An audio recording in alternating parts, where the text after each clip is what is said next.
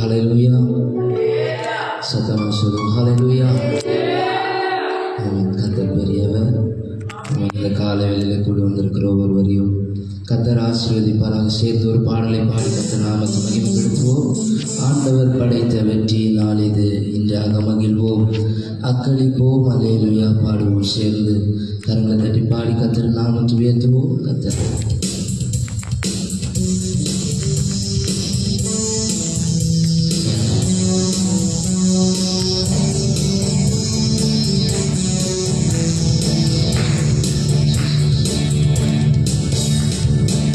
ஆண்டவர் படைத்த வெற்றியினால் இது இன்று ஆக மகிழ்வோம், அக்களிப்போம், அல்லேலூயா பாடுவோம். இன்று ஆக மகிழ்வோம், அக்களிப்போம், அல்லேலூயா பாடுவோம். அல்லேலூயா தோல்வில்லை, அல்லேலூயா வெற்றி உண்டு.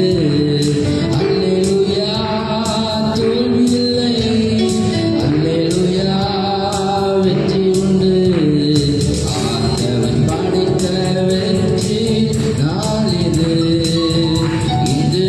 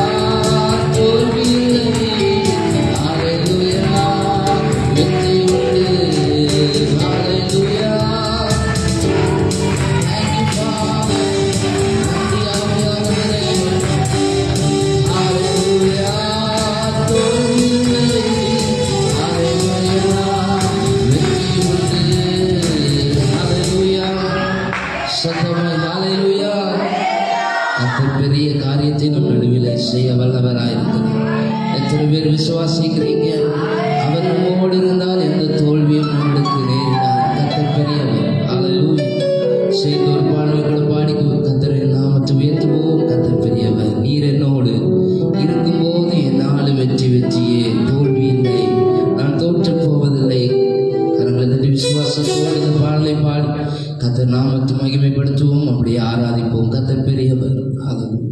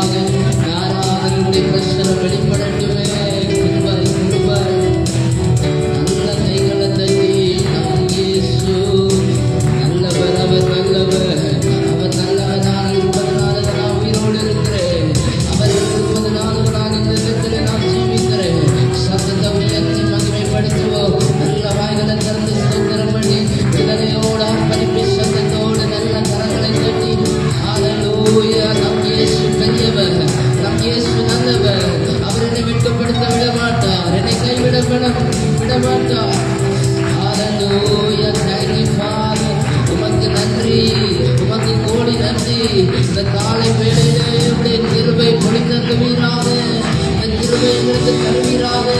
நாளைதோறும் கிருபையின் மெய்யாய் ஆமென். ரபாபா ஷகல ரபந்தபதா நல்ல கரங்களை தட்டி ஆர்ப்பரிப்பை சத்தத்தோடு வீர சத்தத்தோடு நான் தோற்று போவதில்லை, நான் வெட்கப்பட்டு போவதில்லை, நான் கைவிடப்படுவதில்லை, நான் ஆமென் ஹல்லேலூயா அவமானப்படுவதில்லை, நான் நிந்திக்கப்படுவதில்லை. ஹல்லேலூயா ஜெயமெடுக்கிறோம், இயேசுவின் நாமத்தில் ஜெயம் எடுக்கிறோம், இயேசுவின் நாமத்தில் ஜெயம் பெறுகிறோம். தேங்க்யூ அப்பா, உமக்கு நன்றி, உமக்கு நன்றி, உமக்கு நன்றி. இந்த நாளை காண செய்திரே உமக்கு நன்றி, இந்த நாளுக்கு தேவையான கிருபை தருகிறவரே உமக்கு நன்றி. ஆமென் ஹல்லேலூயா. விசுவாசத்தோடு சொல்லுங்க, நான் தோற்று போவதில்லை, நான் எந்த சூழ்நிலையிலும் கைவிடப்படுவதில்லை. மனிதர்கள் கைவிடலாம், சொந்த பந்தங்கள் கைவிடலாம், என்னை நேசிக்கிறவர் என்னை கைவிட மாட்டார், என்னை ஆமீன் உருவாக்கினவர் என்னை கைவிட மாட்டார். என்னை உருவாக்கினவர் தாயின் கருவில் இருந்து உருவாகும் முன்னே என்னை தெரிந்தெடுத்தவர் என்னை கைவிட மாட்டார். நன்றி அப்பா, உமக்கு நன்றி, உமக்கு நன்றி. எத்தனையோ வேளையில எத்தனையோ சூழ்நிலையில உம்மை விட்டு தூரம் போனது உண்டு, ஆனாலும் நீர் எங்களை கைவிடவில்லை, நீர் எங்களை வெட்கப்படுத்தவில்லை. நன்றி ராஜா. கைகள் அப்படியே வானத்துக்கு நேராக உயர்த்தி முழு உள்ளத்தோடு ஆராதிப்போம்.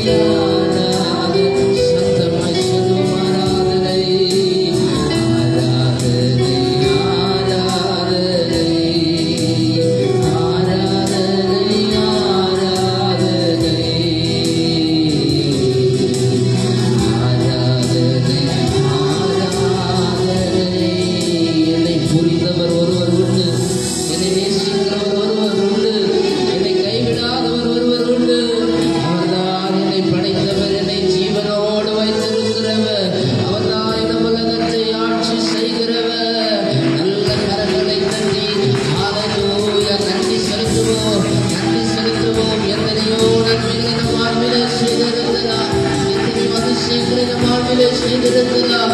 நான் இதற்கான பாத்திரம் அல்ல, இது கிருபையே, இது வேறொன்றும் இல்லை. இது நீ தந்த கிருபை, இது நீ தந்த தயவு, இது நீ தந்த இரக்கம். ஐயப்பா, நன்றி ராஜா, உமக்கு கோடி நன்றி. Thank you, Jesus. Thank you, Jesus. Praise God. Hallelujah. Hallelujah. கர்த்தருடைய நாமத்தினாலே நாம் உங்களுடைய ஆராதனை செய்து கர்த்தரை மகிமைப்படுத்தினோம். நாம் இப்பொழுது சில நேரம் அவருடைய வார்த்தையை நம்ம தியானித்து கர்த்தருடைய நாமத்தை மகிமைப்படுத்த போகிறோம். சத்தமாக ஒரு நிலையிலே சொல்லலாம். Hallelujah. வாசிக்கலாம். எடுப்போம். ஸ்தோத்திரம். சங்கீதங்களின் புஸ்தகம் 4ஆம் சங்கீதத்திலே 6வது வசனத்தை நாம் படித்து கர்த்தரை மகிமைப்படுத்துவோம். சங்கீதம் 4:6.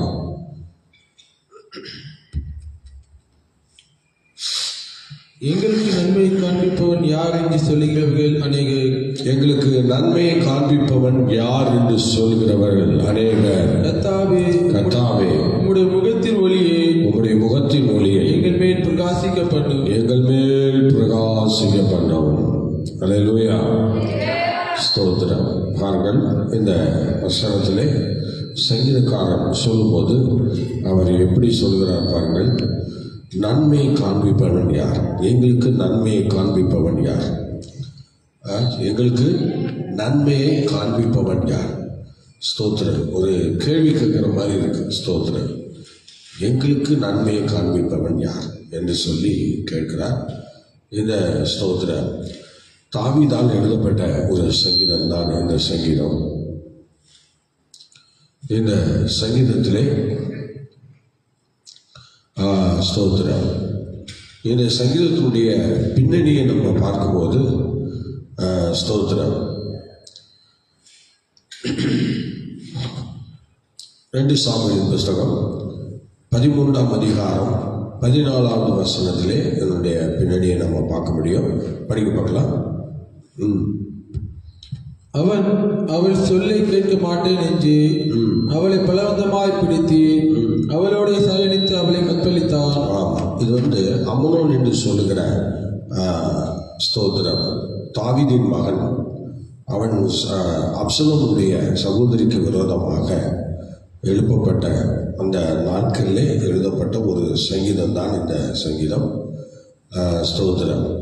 அப்படி ஒரு சூழ்நிலையிலே இந்த 4ஆம் சங்கீதத்தை அந்த நாட்களிலே அவர் ஸ்தோத்திரம் தாவீது பாடி கர்த்தரை மகிமைப்படுத்துகிறார். ஸ்தோத்திரம்.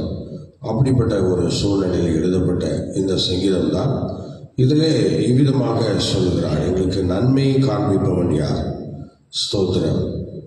ஸ்தோத்திரம். அல்லேலூயா, அல்லேலூயா. ஸ்தோத்திரம். இந்த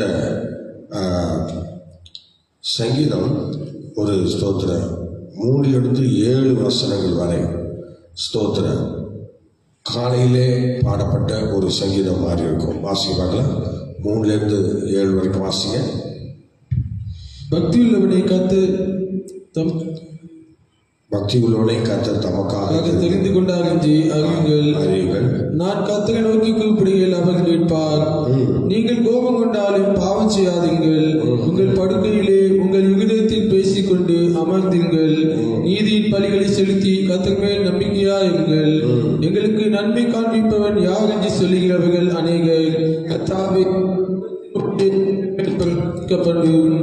அவர்களுக்கு தானியமும் திராட்சரசமும் வெளியிடுகிற காலத்தின் சந்தோஷத்தை பார்க்கிலும் அதிக சந்தோஷத்தை நிகழத்தில் தந்தீர். மக்னாயும் காட்டிலிருந்து இந்த சங்கீதத்தை அவர் பாடுகிறார். மக்னாயும் காட்டிலே அவர் 1.25 வருஷம் அங்கே அவர் என்ன செய்கிறார்? பதிவிருக்கிறார். தாவீது பதிவிருக்கிற அந்த காலங்களிலே இந்த அப்சலோம் அல்லது ஸ்தோத்திர அம்னோன் காரியத்தை நினைத்து இந்த சங்கீதத்தினுடைய பின்னணியில் இதை பாடுவதாக சொல்கிறார்கள். அல்லேலூயா. சத்தமாக சொல்லுங்க பார்க்கலாம். ஸ்தோத்திரம். அதில் 4:1 நீங்கள் படிக்கும்போது படிக்க பார்க்கலாம். 4:1 படிங்க. 4:1. என் நீதி தேவனே, என் நீதி தேவனே, நான் கூப்பிடுகிறேன், எனக்கு செவி கொடு.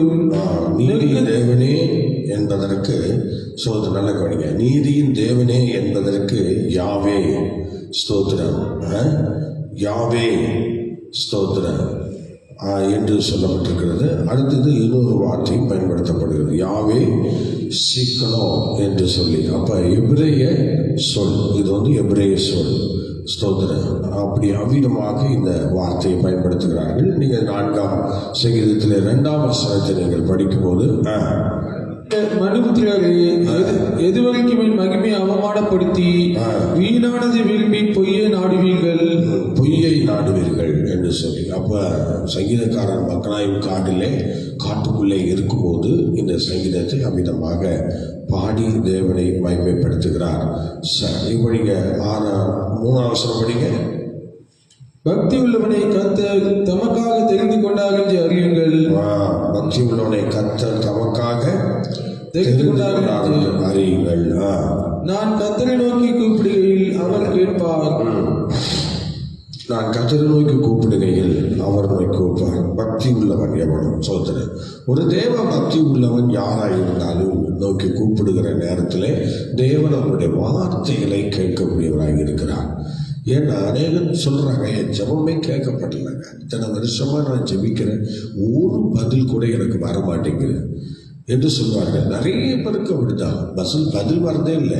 ஜெபத்தை யாராலும் நடக்குது, ஊருப்பட்ட ஜெபம் நடக்குது, அந்த ஜெபம் இந்த ஜெபம் அப்படி ஜெபம் இப்படி ஜெபம், ஆனால் பதிலே வரதில்லை. ஆனால் நம்முடைய ஜெபத்தில் பக்தி கலந்துருக்கா அப்படின்னு சொல்லி பார்த்தீங்கன்னா அதுதான் ரொம்ப குறைவு.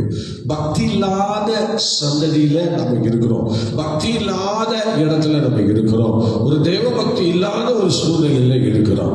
அது தேவபக்தியானது சோதனையிலிருந்து நம்ம மீட்டு எடுக்கிறதாக சொல்லுது. ஆனா இப்ப என்ன சோதனை வந்தாலும் அதுல இருந்து வெளியே வர முடியல. சோதனை அந்த தேவபக்தி இருந்தா தானே நம்ம வர முடியும்.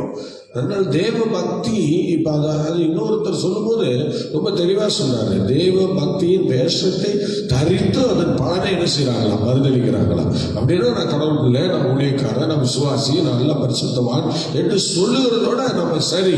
ஆனா அது ஒரு வேஷம். ஆனா உண்மையாகவே நம்ம அப்படி செய்வோமா என்று பார்த்தோம்னா அதுதான் இல்லை. ஒரு தேவ பக்தி நமக்கு பூர்ணமா இருக்கா அப்படின்னு சொன்னா அது இல்லை. ஏன்னா ஸ்தோத்திரம், கர்த்தருக்கு பயப்படுதலே ஞானத்தின் ஆரம்பம் என்று சொல்லப்பட்டிருக்கிறது. ஆனால் அது எபிரேய சொல்ல வரும்பொழுது கர்த்தருக்கு பயப்படுதலே ஸ்தோத்திரம் என்று சொல்லுகிற அந்த வார்த்தை என்ன சொல்ல, பயபக்தியை உண்டாக்குகிறது என்று சொல்கிறார். அது ஒரு பயபக்தியை உண்டாக்குறது. சோதனை ஞானத்தின் ஆரம்பம் என்று சொல்லுகிறது. கர்த்தருக்கு பயப்படுகிற அந்த பயபக்தியை உண்டாக்குகிறதா, அது பயபக்தி. அப்ப நமக்குள்ள அந்த பயபக்தி இருந்தாதான் நம்முடைய வார்த்தைகளை ஆண்டவர் கேட்கிறார்.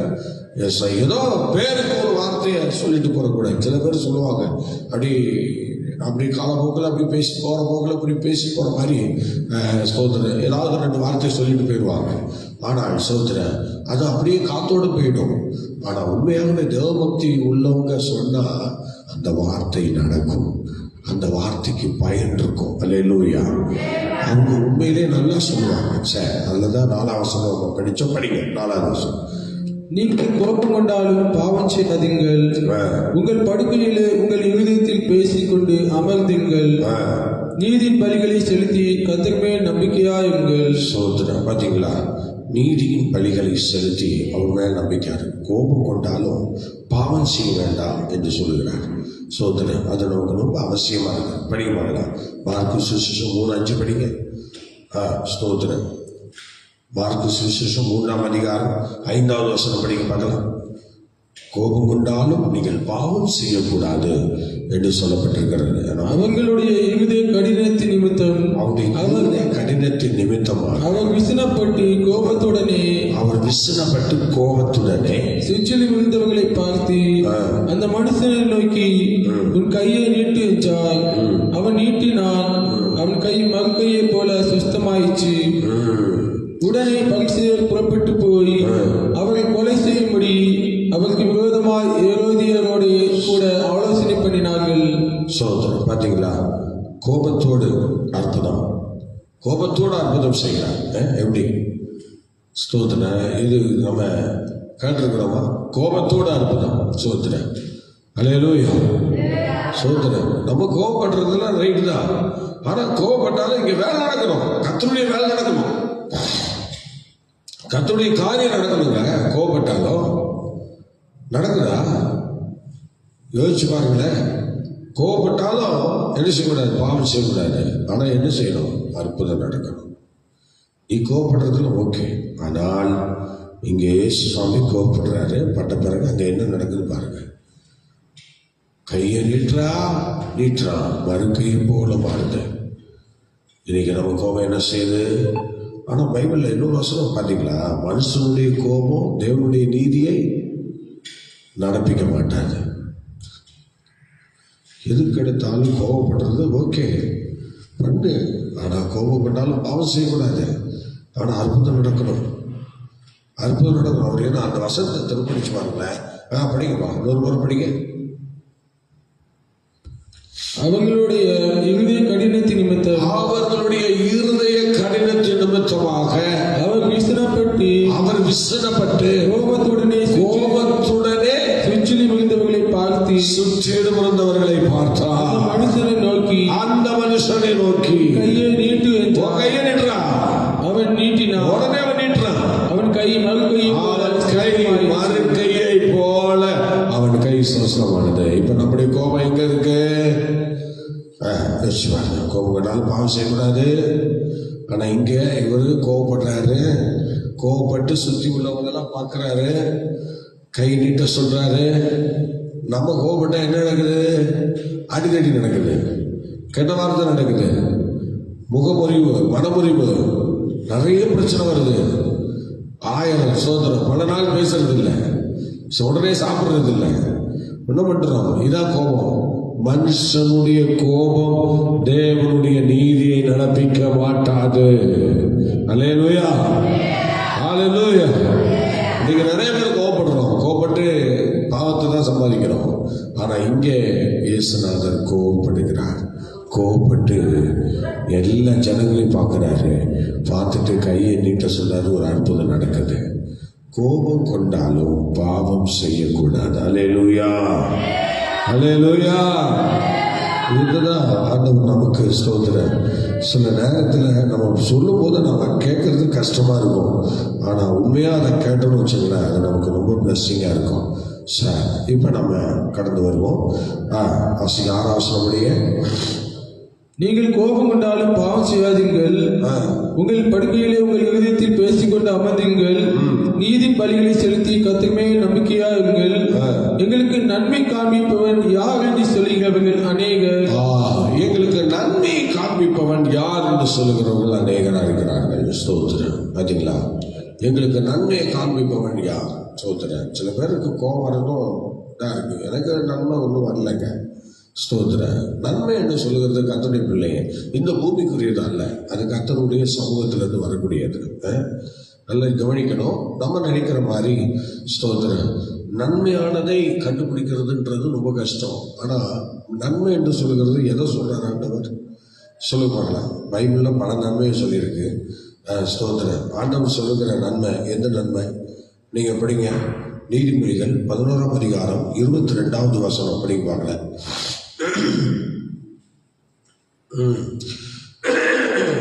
அதுல நன்மையை கண்டடைகிற அந்த அனுபவம். அப்ப நன்மையை நன்மையை காண்பிப்பவன் யார் சொல்லுவாங்க? நன்மையை காண்பிப்பவன் யார் என்று சொல்றாங்க. நன்மையை காண்பிப்பது யாருப்பா? எனக்கு நன்மையை காண்பிக்கிறது யாரு என்று சொல்லி நிறைய பேர் சொல்றாங்களாம், புலம்புறாங்களாம், புலம்பிட்டு இருக்கிறாங்களாம். சொல்றேன். ஆனா நன்மையை காண்பிக்கணும்னா, நன்மையை கண்டடையணும்னா, அப்ப நீங்கள் நானும் அதை எப்படி செய்யணும் தெரியுமா? படிங்க. மதிகேடாய் நடக்கிற அளவுலே ஸ்திரீ பன்றியின் மூக்கில் உள்ள பொன் மூக்குத்திக்கு சமானம். நீதிமான்களுடைய ஆசை நன்மையே, துன்மார்க்கருடைய நம்பிக்கையோ கோபாக்கினையாய் முடியும். 11:27. 11:27. நன்மையை ஜாக்கிரதையுடன் தேடுகிறவன் தயவை பெறுவான். நல்ல கொடுங்க. நன்மையை ஜாக்கிரதையாய் தேடுகிறவன் தயவு பெறுவான். ஸ்தோத்திரம். எப்படி தேடணுமா? நன்மையை ஜாக்கிரதையா தேடணுமா? ஸ்தோத்திரம். ஸ்தோத்திரம். எனக்கு நன்மையை காண்பிப்பவன் யார்? எனக்கு நன்மையை காண்பிப்பவன் யார் என்று சொல்லு. இது எதை குறிக்குது அப்படின்னா, ஒரு ஒரு மணவாளனுக்கு ஒரு மணவாட்டியை பார்க்கறது, அல்லது ஒரு மணவாட்டிக்கு ஒரு மணவாளனை பார்க்கறது. இதுதான் இந்த நன்மை என்று சொல்லுகிறது.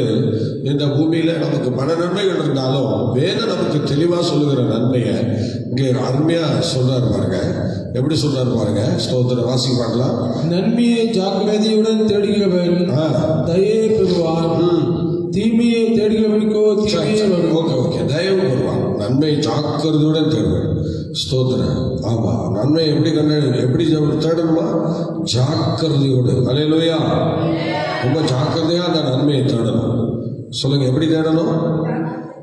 ரொம்ப ஜாக்கிரதையா தேடணும். ஸ்தோத்திரம். அல்லேலூயா.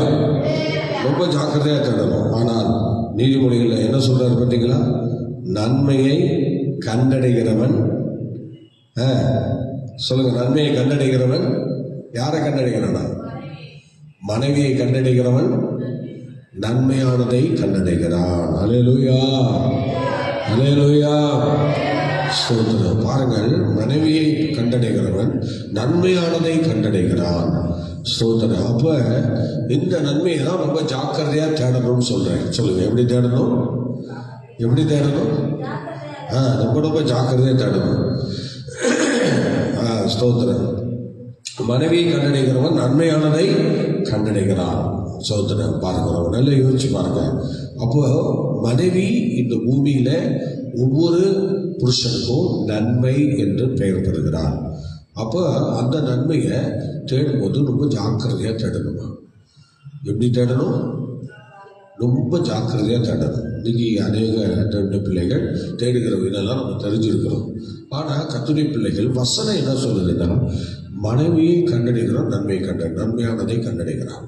அப்போ அந்த நன்மையை ரொம்ப ஜாக்கிரதையாக தேடணும். அதான் எனக்கு சொல்கிறாரு சங்கீதக்காரன், எனக்கு நன்மையை காண்பிப்போம். அவர் காட்டுக்குள்ளே இருக்கிறாரு, எவன் காமிக்க முடியும்? மக்களாயும் காட்டுக்குள்ளே கடந்து புலம்பிகிட்டு இருக்கிறாரு. ஸ்தோத்திரம். பார்த்தீங்களா, அவன் அம்னோன் செய்த வேலையினால இவன் இப்போ யார்? ஸ்தோத்திரம். அப்சலோமுக்கு ஆப்போசிட்டாக மாறி இப்போ என்ன பண்ணிட்டான்? இப்போ தாவீதை துரத்திட்டான். அதனால இப்போ மக்களாயும் காட்டுக்குள்ளே கிடக்கிறாரு. காட்டுக்குள்ளே கடந்துட்டு கத்துறாரு. இந்த சங்கீதத்தை பாடுறாரு, 4ஆம் சங்கீதத்தை. அப்படி பாடும்போது அவரு அந்த இடத்துல இருந்துக்கிட்டு எங்களுக்கு நன்மையை காமிப்பவர் யாரு, நன்மையை காமிப்பவர் யாரு என்று சொல்லி அங்கே புலம்புறாரு. ஸ்தோத்திரம். ஆனால் இங்கே உண்மையாக நம்ம அந்த நன்மை என்ன அப்படின்னு சொல்லி வேதத்தில் நம்ம பார்க்கும்போது, மனைவியை கண்டடைகிறான், நன்மையானதை கண்டடைகிறான்னு சொல்லி அந்த நன்மையை தான் ஒவ்வொரு தேவ பிள்ளைகளும் ரொம்ப ஜாக்கிரதையாக தேடணுங்க. ரொம்ப ஜாக்கிரதையாக தேடணும். ஸ்தோத்திரம். திருமணம் என்று சொல்லுகிறது 1000 காலத்து பயிர். ஸ்தோத்திரம். சில பேருக்கு ஜாக்கிரதை இல்லை, அதனால கண்ணா முன்னாடி தேட ஆரம்பிச்சிடுறாங்க. சில மனைவியை எங்கே தேடுறாங்க? காலேஜ் வாசலில், பஸ்ஸில் தேடுறாங்க. பார்த்தீங்களா, காலேஜ் வாசலில் போய் மனைவியை தேடுறாங்க, பஸ்ஸில் தேடுறாங்க. அப்புறம் இப்போ ஃபேஸ்புக்கு என்னங்கிறான், அந்த கிராம் இந்த கிராம்னு சொல்லி எல்லா இடத்துலையும் இப்போ தேட ஆரம்பிச்சிட்டாங்க. இப்போ மனைவியை தேடுறதுலாம் இப்போ அப்படி தான் தேடுறாங்க. அல்லேலூயா. அடுத்து சொல்லி ஒரு அலையிலே சொல்லுங்க. மனைவியை ஜாக்கிரதையாக தேடணும்னு சொல்லியிருக்கு. இப்போ எல்லாம் மனைவியை எங்கே தேடுறாங்க?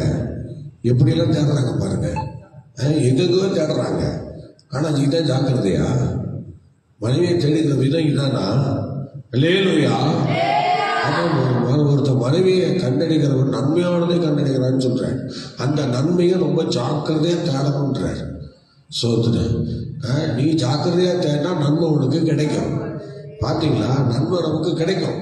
ஜாக்கிரதையாக தேடணும். சோதனை. நீ 7வது ஆர்டர் தேடலாம், என்ன நடக்கும்? ஒன்றும் நடக்காது. 7வது ஆர்டர் சொன்னால் அப்படி ஒன்றும் நடக்காது நமக்கு. அதனால நன்மையானதை கண்டடைகிறவன் மனைவியை நன்மையானதை கண்டடைகிறான்ங்கிற வேதவசனத்தின்படி அந்த நன்மையை ரொம்ப ஜாக்கிரதையாக தேடணும்னு வேதவசனம் சொல்லுகிறது. அதனால எனக்கு நன்மை காமி யாரும் இல்லை. சோதனைகள் சில பேர் இருக்கிறாங்க. எனக்கு வந்து ஒரு பொண்ணு பார்த்து வைக்க மாட்டுறாங்க, எனக்கு வந்து ஒரு மாப்பிள்ளை பார்த்து வைக்க மாட்டுறாங்க, என் வயசு போயிட்டே இருக்கு. என்ன பண்ணுறது? சொல்லுங்க, என்ன பண்ணுறது? ஸ்தோத்திரம். ஆண்டவர் தான் இதெல்லாம் செய்யணும். கர்த்தர் தான் செய்ய வைக்கணும். உன் தேவபக்தி உண்மையாக இருந்தால் எல்லாம் கரெக்டாக இருக்கும். நம்ம தேவபக்தியில் ஏதோ குழப்படி இருக்குது. அதனால தான் நமக்கு உண்மையாக நன்மையானது சீக்கிரம் கிடைக்க மாட்டேங்குது. அல்லேலூயா, அல்லேலூயா. ஒரு வீட்டிலே நாங்கள் கடன் சேர்த்தோம். ஒரு வீட்டிலே சொன்னார்கள், எங்களுக்கு ஸ்தோத்திர ஒரு மனைவி அவங்களுக்கு வரல, பார்க்கணும், பார்க்க முடியல, எங்கே போனாலும் பிரச்சனையாக இருக்குது அப்படிலாம் சொல்கிறாங்க. அப்போ உடனே சரி வாங்க நம்ம ஜெபிக்கலாம் அப்படின்னு சொல்லிட்டு நாங்கள் போய் பெரிய ஐஸ்வர்யவான் குடும்பம், பெரிய பணக்கார குடும்பம் எல்லாம் சேர்ந்து போய் முழங்கால் போட்டோம். முழங்கால் போட்டு 1 மணி நேரம் அந்த வீட்டில் என் கூட நின்று முழங்கால் ஜெபிக்கிறாங்க. எனக்கு ஒரு நல்ல அலைன்ஸ் வேணும் அப்படின்னு நல்லா ஜெபிக்கிறாங்க. நல்ல ஒரு மனவாளன் வேணும் என்று சொல்லிலாம் ஜெபிக்கிறாங்க. சரி நம்ம ஜெபிக்கலாம் அப்படின்னு சொல்லிட்டு நாங்கள் எல்லாம் நல்லா ஜெபித்தோம். நல்லா ஜெபிக்கும் போது 1 மணி நேரம் அந்த குடும்பத்தில் உள்ள எல்லாரும் பெரிய பணக்கார குடும்பம் சோதனை, அவங்கெல்லாம் முழங்கால் நிற்கணும் அவசியம் இல்லை. ஆனால் பாருங்க, நான் சொல்கிற வார்த்தையை கேட்டாங்க. கேட்டு என் கூட 1 மணி நேரம் முழங்காலே நின்றாங்க. அந்த மனுஷனுக்கு முழங்கால் வழியெல்லாம் இருக்கு, அந்த வழியெல்லாம் அவர் பொருட்படுத்தலை. அவரு கூட அவங்க மனைவி பிள்ளைங்க எல்லாம், பிள்ளை டாக்டர் எல்லாம் முழங்கால் போட்டாங்க, மகன் போட்டான், எல்லாம் போட்டாங்க, முழங்கால் நிற்கிறாங்க. நான் எவ்வளோ நேரம் நிற்கிறோம் அவ்வளோ நேரம் நிற்பாங்க. அந்த மாதிரி நான் 1 மணி நேரத்துக்கிட்ட நிற்கிறோம், அப்படியே நிற்கிறாங்க எல்லாம் சோதனை. அப்படியே நின்னாங்க, ஜெபிச்சாங்க. நான் போராடி ஜெபிச்சேன். எல்லாம் கண்ணீர் விட்டு கேட்டாங்க. ஆண்டவர் பாருங்க அருமையாக கொடுத்துட்டார் சோதனை. அந்த மனவாட்டிக்கு ஏற்ற மனவாளனை கொடுத்துட்டார். அதே குழப்பம் அவங்க பையனுக்கு வந்தது டாக்டருக்கு. அதுக்கும் ஜெபம் பண்ணோம், அதுக்கும் அதே மாதிரி முழங்கால் போட்டு ஜெபிச்சோம் பாருங்க. அந்த ஜெபத்தை கர்த்தர் கேட்டார் பாருங்க, அவனுக்கு ஏற்ற துணையை கர்த்தர் கொடுத்தார். 2 குடும்பமும் நல்லா இருக்கிறாங்க. நல்ல சொல்லுவோம், இன்னும் வரைக்கும் ஆசீர்வாதமாக இருக்காங்க. இன்னைக்கு அமெரிக்கா சிட்டிசனாக ஒரு குடும்பம் போயிடுச்சு, ஒரு குடும்பம் அமெரிக்காவில் இருக்கு, இன்னொரு குடும்பம் இங்கே டாக்டராக இருக்காங்க. எவ்வளோ அருமையாக இருக்காங்க பாருங்க. ஜெபித்து ஜாக்கிரதையாக தேடணுங்க, ஜெபித்து தேடணும், தேவ பக்தியோடு தேடணும். சும்மா ஏனோ தானோன்னு பஸ் ஸ்டாண்ட்லேயும் பஸ்லேயும் காலேஜ் வாசல்லையும் கடைகள்லையும் போய் தேடக்கூடாது. இப்படி தான் ஜெபம் பண்ணி தேடணும். அந்த ஜனங்களுக்கு தேவ பக்தி இருந்ததுனால என்ன கூப்பிட்டு ஜெபம் பண்ணாங்க. ஜெபம் பண்ணி தேடுங்க, எல்லாம் நன்மையாக நடக்கும். ஒரு அல்லேலூயா சொல்லுங்களேன். அல்லேலூயா ஸ்தோத்திரம். அதுக்கு தான் அவர் பரிசுத்தவான்களை வச்சிருக்கிறார். அதுக்கு தான் நமக்கு நல்ல பெற்றோரை கொடுத்துருக்கிறார். ஆமாம், எல்லாம் நன்மையை ஜாக்கிரதையா தேடும் போது எல்லாம் நமக்கு ஜாக்கிரதையா ஆசீர்வாதமா இருக்கும், எல்லாம் மகிமையா இருக்கும். அல்லேலூயா அல்லேலூயா ஸ்தோத்திரம். யாக்கோபு சொல்றாரு, யாக்கோபு யாரு? இயேசுவின் சகோதரனாகி யாக்கோபு ஜேம்ஸ். அவர் சொல்றாரு பாருங்க, என்ன சொல்றாரு பாருங்க. 1 படிக்க பார்க்கலாம். யாக்கோபு 1 சொல்லும் போது, நீ நினைக்கிற மாதிரி நன்மையை ஜாக்கிரதையா தான் தேடணும், ஏன்னா அது பூமியில கிடையாது, அது எங்க இருக்குன்னு சொல்றாரு பாருங்க. எங்க இருக்கு படிங்க. அப்படிப்பட்ட மனுஷன் தான் கர்த்தரிடத்தில் எதையாகிலும் பெறலாம் என்று நினையாதிருப்பானாக. 1:17 இருக்காதே. 1:17 நன்மையான எந்த ஈவும் பூரணமான எந்த வரமும் பரத்திலிருந்து உண்டாகி ஜோதிகளின் பிதாவினிடத்திலிருந்து இறங்கி வருகிறது. யாதொரு மாறுதலும் யாதொரு வேற்றுமையும் நிழலும் இல்லை. அல்லேலூயா. நன்மையான எந்த ஏவும் பரத்திலிருந்து உண்டாகி ஜோதிகளின் பிதாவினிடத்திலிருந்து இறங்கி வருகிறதாக வேதம் சொல்லுகிறது. அல்லேலூயா. சத்தமா சொல்லுங்களேன். ஏன்னா நன்மை பூமியில கிடையாது, நன்மை பரலோகத்தில் இருக்கு. சொல்லுங்க, நன்மை எங்க இருக்கு? பரலோகத்தில் இருக்கு. அவர் ஸ்தோத்திரம்.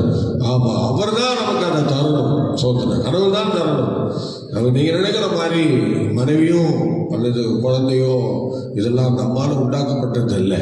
இது தேவனுடைய ராஜ்யத்துக்குரியது. அது அங்கிருந்து தான் வரணும். பிள்ளைகளோ கர்த்தரால் வரும், சுதந்திரம் பரலோகத்திலிருந்து தான் வரணும். அதே மாதிரி மனைவி என்று சொல்லுகிறவங்களும் பரலோகத்திலிருந்து தான் ஆண்டவர் தரணும். சோதனை பார்த்தீங்களா? பரலோகத்திலிருந்து கர்த்தர் அனுப்பணும். 1000 காலத்து பயிர் அப்படின்னு சொல்லுவாங்க ஒரு திருமணத்தை, ஒரு மனைவி. அதனால அந்த காரியத்தை ரொம்ப ஜாக்கிரதையாக நம்ம தேடணும், ரொம்ப ஜாக்கிரதையாக தேடணும். அப்படி நம்ம தேடுறவங்களாம் இருந்தால் நமக்கு நடக்கிற எல்லாமே ஆசீர்வாதமாக இருக்கும், மகிமையாக இருக்கும். கர்த்தருடைய பிள்ளையே, அல்லேலூயா சொல்லுவாங்க. ஆகவே எனக்கு அன்பான தேவனுடைய பிள்ளையே, பூர்ணமான எந்த வரமும் பரலோகத்திலிருந்து வருகிறது. நன்மையான எந்த ஈவும் பூர்ணமான எந்த வரமும் பரலோகத்திலிருந்து உண்டாகி பிதாவினிடத்திலிருந்து இறங்கி நமக்கு வருகிறது. அதை நம்ம ரொம்ப ஜாக்கிரதையாக தேடணும், ரொம்ப ஜாக்கிரதையாக தேடணும். கர்த்தருடைய பிள்ளைகள் ஒவ்வொருத்தரும் நீங்கள் அமிதமாக ஆண்டவரை தேடுங்கள். ஆண்டவரை தேடி எல்லாரையும் பாருங்கள். எந்த ஒரு விஷயத்தையும் நம்ம ஆண்டவர் சமூகத்தில் என்ன செய்யணும்? ஆமாம், அப்படி நம்ம தேடணும். இங்கே பக்கத்தில் ஒரு டாக்டர்கிட்ட வேலை செய்கிற ஒரு பாப்பா இருந்தார். அந்த பாப்பா ஸ்தோத்திரம் யதார்த்தமாக நாங்கள் ஒரு சின்ன ட்ரீட்மெண்ட்டுக்கு போனோம். அங்கே உள்ள எல்லாரும் பார்த்துட்டு ஃபாதர் வந்திருக்கிறாரு, பாஸ்டர் வந்திருக்கிறாருன்னு சொல்லி எனக்கு நல்லா வந்தனம் பண்ணாங்க. எல்லாரும் மரியாதை கொடுத்தாங்க. உடனே என்ன நல்லா இருக்கீங்களா அப்படின்னு சொல்லி கேட்டேன். என்ன விசாரித்தாங்க, நானும் அவங்களுக்கு விசாரித்தேன். அவங்க விசாரிக்கும் போது அவங்க சொன்னாங்க, பாஸ்டர் எங்களுக்கு 28-29 வயசாச்சு, இன்னும் கல்யாணம் ஆகலை, நாங்களும் வர அலைன்ஸ் எல்லாம் பார்த்துட்ருக்கோம், ஒன்றுமே நடக்கலை அப்படின்னு சொன்னாங்க. நான் ஒரே ஒரு வார்த்தை சொன்னேன், அப்படியா ஜெபிக்கலாமா, நீங்கள் ஒன்று பண்ணுறீங்களான்னு கேட்டேன். சொல்லுங்கள் அப்படின்னு. அவங்க உடனே பக்கத்தில் ஒருத்தாங்க முஸ்லீம் லேடி, அவங்களும் சொன்னாங்க, பாஸ்டர் எனக்கு ஒரு கேஸ் நடந்துகிட்ருக்கு, அது முடிவே அடைய மாட்டேங்குது, ஆனால் நீங்கள் ஜெபம் பண்ணால் எல்லாம் நடக்கும்னு இந்த சிஸ்டர் சொன்னாங்க அப்படின்னாங்க. ஆமாம்மா நடக்கும் அப்படின்னு. சரி உடனே ஜெபிக்கலாமா அப்படின்னு. உடனே நீங்கள் ஒன்று பண்ணுங்க அப்படின்னு. இந்த மாதிரி ஒரு மீட்டிங் பண்ணுறோம், அந்த இடத்துக்கு வந்துட்டு வாங்க, நிச்சயமாக உங்களுக்கு அற்புதம் நடக்கும்னு சொல்லி அவங்களுக்கு நான் சொல்கிறேன். சரி பாஸ்டர் வரேன்னாங்க. அதேமாரி 2 பேரும் வந்தாங்க, அந்த முஸ்லீம் லேடியும் அந்த இந்து லேடியும் 2 பேரும் சேர்ந்து திருச்சபைக்கு வந்தாங்க. அந்த நாட்களில் ஸ்பெஷல் மீட்டிங் நடக்குது, திறப்பின் வாசல் உபவாசம் நடக்குது. அதில் அவர்கள் கலந்து கொண்டார்கள். பாருங்கள், கலந்து கொண்டு அவர்கள் கடந்து சென்றார்கள். தேவன் அவர்களுக்கு அப்படி அற்புதமாக அந்த மகளுக்கு அடுத்த வாரத்திலேயே ஒரு நல்ல அலைன்ஸ், வெளிநாட்டில் வேலை செய்கிற நல்ல ஒரு மனுஷனை கர்த்தர் கொண்டு வந்தாராம். கொண்டு வந்து திருமணம் முடிந்து அவர்கள் கடந்து சென்று விட்டார்கள். பாருங்கள், அவர் சாட்சி சொன்னாங்க, பாஸ்டர் நீங்கள் ஜெபிச்சிங்க, கர்த்தர் எனக்கு அற்புதமான ஒரு காரியத்தை செய்தார் என்று. அதே மாதிரி முஸ்லீம் லேடிக்கு நடந்து கொண்டிருந்த கேஸ் முடிவடைந்தது. பார்த்தீங்களா, முடிவடைந்தது. 2 பேருக்கும் ஆசீர்வாதத்தை கொடுத்தார். அப்போ தேவ சமூகத்தில் ஒரு காரியத்தை நம்ம தேடும் பொழுது அது நமக்கு ஆசீர்வாதமாக கிடைக்குங்க, நிச்சயமாக கிடைக்கும். ஆகவே ரொம்ப ஜாக்கிரதையாக தேடணும், அவ்வளோதான். ரொம்பலாம் அசால்ட்டாக இருக்கக்கூடாதுங்க, ரொம்ப ஜாக்கிரதையாக இருக்கணும். ஆண்டவரை தேடுற விஷயத்தில் இந்த பாப்பா வெக்கப்படாமல் வந்தாங்க பாருங்க, வெக்கப்படாமல் வந்தாங்க. சோத்துறேன் அந்த இதெல்லாம் போட்டுக்கிட்டு கருப்பு ஆடையெல்லாம் அணிஞ்சுக்கிட்டு தான் வந்தாங்க. ஆனாலும் பாருங்க, அவங்களுக்கு ஒரு நல்ல பக்தி, ஏதோ ஆண்டவரை தேடினா கிடைக்கும்னு சொல்றாங்கன்னு சொல்லி 2 பேரும் வந்தாங்க. வந்த இடத்துல கர்த்தர் அவங்களுக்கு அற்புதங்களை செய்தார். அல்லேலூயா. ஆண்டவர் அதிசயங்களை காணப்படுகிறவர். அதனால நன்மையானதை காண்பிப்பவன் யார்? ஸ்தோத்திரம் என்று யோபு சொல்லும்போது எப்படி சொல்றாரு பாருங்க. யோபின் புஸ்தகம் அவர் சொல்றாரு, 2:10 படிங்களேன். ஸ்தோத்திரம். அவர் சொல்லும்போது எப்படி சொல்றாரு பாருங்க அந்த வார்த்தையை. அதற்கு அவன் நீ பைத்தியக்காரி பேசுற மாதிரி பேசாதீங்க, தேவன் கையில நன்மையை பெற்று நான் எப்படி சொல்றாரு பார்த்தீங்களா? தேவன் கையில் நன்மையை பெற்றனும். சூப்பரா இல்ல? அந்த வார்த்தையை சிந்திச்சு பாருங்க. அந்த நன்மை எங்க இருக்கு? எங்க இருக்கு? தேவனுடைய கையில். ஸ்தோத்திரம். நன்மையை பெற்றனா, தேவனுடைய கையில் நன்மையை பெற்றனா. சும்மா இல்ல, தேவனுடைய கையிலாக நன்மை பெற்றிருக்கிறோம். நன்மையான எந்தையும் பூர்ணமான எந்த வரமும் பரத்திலிருந்து உண்டாகி, அப்படின்னா தேவனுடைய கையில் இருந்து நமக்கு கிடைக்கப்பட்டிருக்கிறோம். நமக்கு கிடைத்த எல்லா நன்மையுமே தேவனுடைய கையிலிருந்து வந்ததுதான். ரட்சிப்பு, அது இது எல்லாமே ஆண்டவருடைய கரங்களில் இருந்து நமக்கு மேல வந்தது. சாதாரணமானதில்லை, சாதாரணமானதில்லை. கர்த்தருடைய பிள்ளையே, தேவனுடைய கரத்தில் இருந்து வந்தது. ஸ்தோத்திரம். அப்போ யோபு எப்படி அதை சித்தரிக்கிறார் பாருங்க. பைத்தியக்காரி பேசுற மாதிரி பேசாத, நம்ம தேவனுடைய கரத்தில் அங்கு பெற்றுக் கொண்டிருக்கோம். அல்லேலூயா, அல்லேலூயா. நாம பெற்ற ஒவ்வொரு நன்மையும் தேவனுடைய கரத்திலிருந்து பெற்ற நன்மை என்கிற அந்த நம்பிக்கை நமக்குள்ள இருக்கணும், நமக்குள்ள இருக்கணுங்க, நமக்குள்ள இருக்கணும். அல்லேலூயா, அல்லேலூயா. ஸ்தோத்திரம். அதனால அவர் அப்படி சொல்லிட்டு சொல்றாரு, இப்ப அந்த நன்மை அவரு மரத்திலிருந்து, அவருடைய கரத்திலிருந்து பெற்ற நன்மை இப்ப அது எங்க வந்து தங்குது பாருங்க. படிக்க பார்க்கலாம். சோதரம் சங்கீதம் 65:4 படிங்க. சங்கீதம் 65:4 படிங்க. உம்முடைய விவகாரங்களில் வாசமாயிருக்கும்படி நீ தெரிந்து கொண்டு சேர்த்துக் கொள்ளியவன் பாக்கியவான். உம்முடைய பரிசுத்த ஆலயமாகிய உமது வீட்டின் நன்மையால், உம்முடைய பரிசுத்த ஆலயமாகிய உமது வீட்டின் நன்மைதான் திருப்தியாவோ. ஸ்தோத்திரம். பாருங்க, பணத்திலிருந்து வந்து ஆண்டவருடைய கையிலிருந்து வந்து கடைசியில கர்த்தருடைய வீட்டில் வந்து இறங்குது. கொஞ்சம் ஜாக்கிரதையாக தேடினா எல்லாருக்கும் கிடைக்கும். வீட்டின் நன்மை, கர்த்தருடைய வீட்டின் நன்மை. நீ ஆண்டவருடைய வீட்டில் இருக்கிறதுக்கு அடையாளம் நன்மை தான். நல்ல மனைவி, கர்த்தருடைய வீட்டில் ஆண்டவருக்காக நிற்கிறோம்ல, அவர் நன்மையாக தான் தருவார் நமக்கு. அவர் கையிலிருந்து கொடுக்குறாரு. அவர் பணத்திலிருந்து உண்டாக்கி ஜோதிகளின் பிதாவிடத்திலிருந்து வாங்கி அதை அவர் கையால் நமக்கு கொடுக்குறாரு.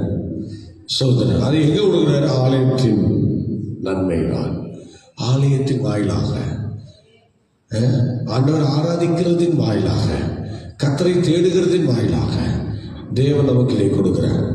பார்த்தீங்களா? தேவன் இதை நமக்கு எப்படி கொடுக்குறாருன்னு எவ்வளோ அருமையாக சொன்னார் பாருங்க. அல்லேலூயா. அவிதமாக தேவன் இன்னைக்கு நமக்கு அந்த காரியத்தை செய்கிறார். அதே நீங்கள் சங்கீதம் 122:9 படிங்க. சங்கீதம் 122:9 ஸ்தோத்திரம் படிக்க பார்க்கலாம். எங்கள் தேவனாகி கர்த்தரின் ஆலயத்தின் நிமித்தம், எங்கள் தேவனாகி கர்த்தருடைய ஆலயத்தின் நிமித்தம் உனக்கு நன்மை உண்டாக தேடுவேன். உனக்கு நன்மை உண்டாக தேடுவேன். ஸ்தோத்திரம். நீ ஆலயத்தில் வந்து கெட்டு போக மாட்டேன். நீ ஆண்டவருடைய ஆலயத்தில் எந்த அளவுக்கு இடம் கொடுக்குறியோ அந்த இடவுக்கு நீ கெட்டு போகவே மாட்டேன். நன்மையை தான் அடைவேன். அதனால தான் சொல்றது, கர்த்தருடைய ஆலயத்தில் குறை வைக்காதீங்க, முழுசாக கொடுங்க. அந்த அறக்குறை வேலையெல்லாம் விட்டுருங்க. ஆமாம், அறக்குறையெல்லாம் சாதாரணமானது இல்லை, தேவ கோபத்துக்குரியது. முழுசாக கொடுக்கணும். அதனால தான் சங்கீதக்காரன் சொல்றாரு. அவர் எப்படி சொல்றாரு பாருங்க. சங்கீதம் 5:3 படிக்க பார்க்கலாம். சங்கீதம் 5:3 எவ்வளவு சொல்றாரு பாருங்க. மனப்பூர்வத்தாவே கர்த்தாவே காலையிலே சத்தத்தை கேட்டு காலையிலே உமக்கு நேரே வந்து ஆயத்தமாகி காத்திருப்பேன். காலையிலே உமக்கு நேரே வந்து ஆயத்தமாகி காத்திருப்பேன். எவ்வளவு பயபக்தியா சொல்றாரு பார்த்தீங்களா? காலையிலே வந்து பயபக்தி காத்திருப்பாரா? சோதரன் அங்க அவங்க எந்த நேரத்துல ஆராதனை துவங்குவாங்க, எந்த நேரத்துல ஆரோன் வருவாங்க, எந்த நேரத்துல இளையசர் வருவாங்க, அதெல்லாம் தெரியாது. ஆனா இவரு போய் காத்திருக்கிறாரு. ஸ்தோத்திரம். ஆண்டோடைய ஆலயத்துல போய் காத்திருக்கிறாரு. ஒருவேளை ஆலயம் திறந்திருக்க, ஆசல் கூடாரம் எப்போ திறந்தா இருக்கு, அதுக்கு எங்க டோரா இருக்கு. சோதரன் அது பாட்டு திறந்தா இருக்கும், அது பாட்டு உள்ள போகலாம். ஆசல் கூடாரம் எப்போதும் என்ன செய்யணும்? எல்லா ஜனங்களும் வந்து சோதரன் ஆண்டவரை மையப்படுத்துவதற்கு அது திறந்தா இருக்கும். சோதரன் ஆசில் கூடாரத்துக்குள்ளே அவர் கடந்து வருகிறார். அதான் அவர் சொல்றாரு. அவர் இந்த ஆசில் கூடாரத்தை வச்சுதான் அவங்க சொல்றாங்க. அந்த காலத்துல எல்லாம் ஆசில் கூடாரம் தான். சாலமன் தான் ஆலயமா கட்டி அதை என்ன பண்ணாங்க? சோதனை அப்படிலாம் பண்ணாலும் அதுலேயும் பலிகள்லாம் இருக்கு. இன்னைக்கும் பலிகள்லாம் இருக்குங்க. இஸ்ரவேல் ஜனங்கள் இன்னைக்கு அப்படி பண்றாங்க. இஸ்ரவேல் ஜனங்கள் இன்னும் இயேசு கிறிஸ்துவ ஒழுங்கா நம்பலையே. ஆமா, நம்மளை இன்னைக்கும் அந்த பலிகள் தான் செலுத்தப்பட்டு இன்னைக்கும் அவங்க ஆலயத்தில் அந்த காரியங்கள்லாம் அவங்க என்ன செய்யறாங்க? பெற்றுக்கொண்டு தான் இருக்கிறாங்க. அந்த வேதாசனத்தின்படி, அந்த நியாயபரமான முறைமையின்படி அவங்க இன்னைக்கு தேவனை ஆராய்ச்சிட்டு தான் இருக்கிறாங்க. நல்ல ஸ்தோத்திர கர்த்தரை மையப்படுத்துறாங்க. ஆனால் இன்னைக்கும் அவங்களுக்கு அந்த காரியங்கள் நடந்து கொண்டிருக்கிறது. அவங்க எதையும் விடலை. சோதர இயேசு கிறிஸ்துவ முழுசா ஏற்றுக்கொண்ட சிலர் விட்டுட்டாங்க. சிலர் அந்த மாதிரி காரியம் செய்யக்கூடாதுங்கிற மாதிரி வந்துட்டாங்க. ஆனால் மேக்சிமம் நிறைய பேர் இன்னும் அதெல்லாம் இருக்கிறாங்க. இவன் அந்த கிறிஸ்துவ அந்த பிறகு தான் மறந்துடுவாங்க. அவனெல்லாம் இப்போ இன்னும் மறந்துட மாட்டாங்க. இப்போல்லாம் வந்து யூதராகவே இருக்கிறாங்க. அவர்கள் ஆண்டவர் இயேசு கிறிஸ்துக்கும் அவங்களுக்கும் எந்த சம்பந்தமும் கிடையாது மாதிரி இருக்கிறாங்க. அதனால தான் சில நேரங்களில் நமக்கு அவங்க நம்ம எல்லாம் வரவேற்கிறது இல்லை. கிறிஸ்தவம் என்று சொன்னாலே யூதர்களும் வரவேற்கிறது இல்லை. இப்போ பார்த்தீங்கன்னா யூதர்கள், முஸ்லீம், கிறிஸ்டின் அப்படிதான் வரும். இவங்க எல்லாம் 3 விதமாக இருக்கிறாங்க. முஸ்லீம்கள் எல்லாம் ஒரு குட்டையிலேருந்து ஊர்ன மட்டை தான். ஆனால் எல்லாம் பிரிஞ்சு கிடக்கு. என்ன பண்ணுறது? எல்லாம் பிரிஞ்சு கிடக்கு. எல்லாம் ஒரே இப்ராஹிம் ஆபிரகாம் சொல்றவங்க தான் தலைவர். ஆனால் எல்லா தலைவருக்கு கீழே இவங்கெல்லாம் அப்படியே பத்திரமா இருக்கிறாங்க. ஒன்றும் நடக்கல. எல்லாம் ஒரே தலைவனுக்கு மறந்துட்டு ஆளுக்கால ஒரு கட்சி பேசிட்டு இருக்கான். யூதா ஒருத்தன் பேசுறான், முஸ்லீம் ஒருத்தன், அப்புறம் அடுத்தது நம்ம கிறிஸ்தவர்கள் ஒரு குரூப். மூணு கோஷ்டியா இருக்கு. ஒரே குடும்பத்திலிருந்து வந்தேன். அல்லேலூயா. இன்னும் சொல்ல போனா எல்லாம் இந்துஸ் மாத்திரம் யாரு, அதுவும் ஒரே குடும்பத்தில் வந்தது தான். எல்லாம் ஒரே குடும்பத்திலிருந்து வந்தவங்க தான் இத்தனை வேலை செஞ்சுட்டு இருக்கான். ஸ்தோத்திரம். அல்லேலூயா. சரி, எப்படியோ இந்த நாள் நன்மையை ஜாக்கிரதையா தேடணும். ஆண்டவர் நமக்கு ஒரு நன்மையை வச்சிருக்கிறார். ஜாக்கிரதையா தேடுனா எல்லாம் கிடைக்கும். கர்த்தருடைய ஆலயத்தில் தேடுறவங்க முழுசா தேடணும். அரைகுறையா தேடாதீங்க. நாளைக்கு அரைகுறையா உனக்கு எல்லா ஆசீர்வாதத்தையும் கொடுத்துருவேன். கொடுக்குற ஆசீர்வாதம்லாம் அறகுறையா இருக்கும். நீ அறகுறன்னா நீ இல்லாமல் உனக்கு வரதெல்லாம் அறகுறம் தான். சொத்த நீ முழுசா ஒரு காரியத்தை கத்தல் கொடுத்துன்னா ஆண்டவர் உனக்கு முழுச்சா கொடுப்பாரு. மனுஷன் எதை விதைக்கிறானோ, ஏன் பதில் வர மாட்டேங்கிட்டு என்னப்பா என்ன சொல்லுங்க, மனுஷன் எதை விதைக்கிறானோ அதை தான் இருப்பான். ஆமா, நீ அறகுறையா விதைச்சின்னா அறகுறையா தான் இருப்பேன். நீ முழுசா விதைச்சின்னா ஆண்டவர் முழுசா உனக்கு அள்ளி கொடுப்பாரு. அல்லேலூயா. உங்களுக்கு என்ன வேணும்னு நீங்களே சூஸ் பண்ணிக்கங்க. ஜோம் பண்ணுங்க, கர்த்தர் உங்களை ஆசீர்வதிப்பார். ஜோம் இல்லாம எல்லாரும் கண்களை மூடுவோம். ஹல்லேலூயா. நன்மையை காண்பிப்பவன் யார்? மக்னாயும் காடுகளில் இருந்து தாவீது புலம்பி தீர்த்து கொண்டிருக்கிறார். எனக்கு நன்மை காண்பிக்கிற ஒருத்தரும் வரலையே என்று சொல்லி கேட்கிறார். ஆனால் நன்மையான எந்தையும் பூர்ணமான எந்த வரும் பரத்திலிருந்து உண்டாகி ஜோதிகளின் பிதாவினிடத்திலிருந்து இடம் வருகிறது. அதை கத்தனைக்கு நமக்கு தரணும்னா நன்மையை ஜாக்கிரதையா தேடணும். நன்மை யோபு சொல்லும்போது நன்மை அவர் கையில் இருக்கு, அவர் கையில் இருக்கு. அது அவர் தான் நமக்கு கொடுக்கணும். அது எங்க இருந்து? ஆலயத்தின் மூலமாய் தரார். தேவனை தேடுகிறது மூலமாய் தருகிறார். கர்த்தரை ஆராதிக்கிறது மூலமாய் தருகிறார். நிச்சயமாய் தருவார். உன் நம்பிக்கை வீண் போகாது. ஜெபிப்போம். பரிசுத்தமுள்ள பிதாவே, இந்த காலவேளையிலே இம்மட்டும்படி சமூகத்தில் வந்து தங்கி தரித்திருக்க நீ கொடுத்த கிருபைக்காக நன்றி. தொடர்ந்து ஆண்டவரே, பிள்ளைகளை நீங்கள் ஆசீர்வதிங்க. நன்மையான எந்தையும் பூர்ணமான எந்த வரமும் பரத்திலிருந்து உண்டாகி ஜோதிகளின் பிதாவினிடத்திலிருந்து இறங்கி வருகிற அந்த ஆசீர்வாதத்தை எங்கள் பிள்ளைகளுக்கு தந்து வழி நடத்துங்க. எல்லா தீமைகளை காத்துக்கொள்ளுங்க. அதிசயங்களை காணப்படுங்க. விசேஷமாக ஆண்டவரே, இந்த பகலில் 10 மணிலிருந்து 12 மணி வரைக்கும் ஆரோக்கியராஜ் பிளஸ்ஸியுள்ள திருமணம் நடக்கிறது. கர்த்தரை ஆசீர்வதிக்கிறார். பரிசுத்த ஆவியானுடைய நிழல்ல உங்களுடைய பிள்ளைகள் இணைக்கப்பட்டிருக்கிறார்கள். ஆண்டவர் கூட இருந்து இந்த வைபவங்களை ஆசீர்வதிக்கும்படி உங்கள் அன்பு கரங்களில் ஒப்பு கொடுத்து ஜெபிக்கிறோம். அதிசயங்களை காணப்படும். இயேசுவின் நாமத்தில் பிதாவே, ஆமென். Okay, God bless you. கர்த்தர் உங்களை ஆசீர்வதிப்பார். மீண்டும் நாளை காலை 5 மணிக்கு சந்திப்போம். கர்த்தர் நம்மை நடத்துவாராக. God bless you.